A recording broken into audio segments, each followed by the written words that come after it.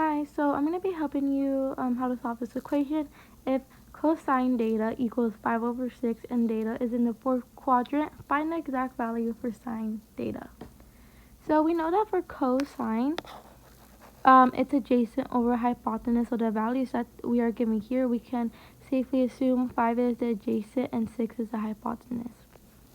So we have to find the exact value for sine, so we are going to be using the Pythagorean theorem. So we know that C represents the hypotenuse. So this is going to be 6 squared equals y2, because this is the opposite side that we're trying to find, and that we know that 5 is adjacent, which is going to be represented as 6. So it's going to be 5 squared. And to add up these values, 5 squared is 25.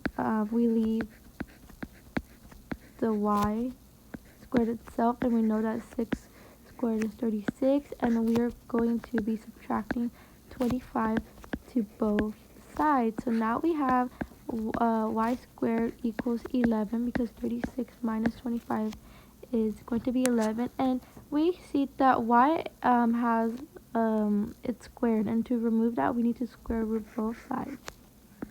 So now it's going to be y and square root 11, and if you try to square root 11, there's not one perfect number that represent that equals to it. You're gonna get decimals, and then there isn't two numbers that multiply to 11, but one is a perfect square.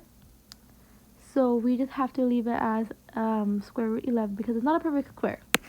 And since the data is in the quadrant 4, the opposite side, which is the y-axis, it's negative. So we have to make square root 11 negative. Okay, we found our opposite side now. And so another important thing, that for sine, we know that it's opposite over height, and we already know the height. It's 6. Because of the and then we equal this to negative square root 11, 6. And this is our answer. I hope this was helpful, and bye.